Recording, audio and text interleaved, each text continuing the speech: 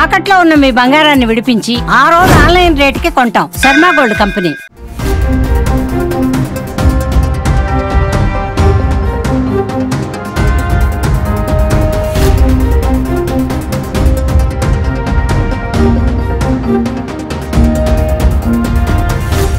Welcome to Suman TV. నేను మీ రాజు. భార్యపై అనుమానంతో భర్త మాపరైతే కొట్టిన వైని వివరాలు కలుగుతాయి. తూర్పుగోదావరి జిల్లా రాజనగరం నియోజకవర్గం కొంతమూరు గ్రామంలో నల్లమటి లక్ష్మి తమకు 3 పిల్లలు, తమకి ఒక అబ్బాయి 2 అమ్మాయిలు.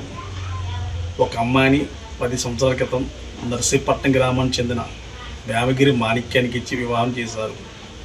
పెళ్ళైన 10 సంవత్సరాలకి ఇద్దరు పిల్లలు, ఒక కుమారుడు ఒక పాప. తరచూ కొన్ని సంవత్సరాల కాపురం బాణ తర్వాత తరచూ గొడవ మొదలైంది. భార్యపై అనుమానం మొదలైంది. గత నెలలోనే రాజనగర్ స్టేషన్లో ఫిర్యాదు చేశారు.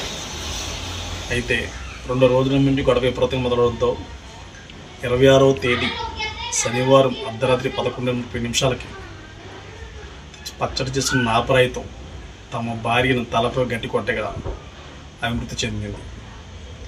ఈ విషయాన్ని Rajanagaram circle inspector CA case నమోదు చేసి అంతకును పట్టుకుని రిమాండ్ విధించారు.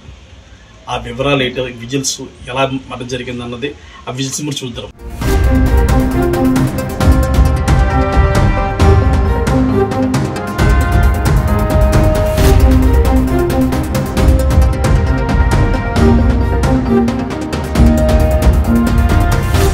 27వ తారీఖు ఆదివారం మనకి ఒక కంప్లైంట్ రావడం జరిగింది. ఇందులో ఫిర్యాదుదారు నల్లమాటి లక్ష్మి. వీళ్ళు కొంతమూరు సంతోష్ నగర్ లో ఉంటారు. ఈవిడ పెద్ద కూతురు ఉషారాణి వేమగిరి 10 సంవత్సరాల క్రితం పెళ్లి చేశారు. భర్త పేరు మాణిక్యం. సో భార్యాభర్తల మధ్య తరచుగా గొడవలు వస్తున్నాయని ఒక నెల క్రితం కూడా మనకి కంప్లైంట్ రావడం జరిగింది. అప్పటి నుంచి కూడా భార్యాభర్తలు ఇద్దరు విడివిడిగా ఉంటున్నారు. ఈ నేపథ్యంలో శనివారం, ఈ నెల 26వ తారీఖు శనివారం రాత్రి 11:30 గంటల సమయంలో భర్త ఇంటిలోకి ప్రవేశించి భార్యతో గొడవ పడ్డాడు. ఉషారాణితో గొడవపడి అక్కడే ఉన్నటువంటి నాపరాయిని తీసుకొని తల మీద మోది చంపి పారిపోవడం జరిగింది.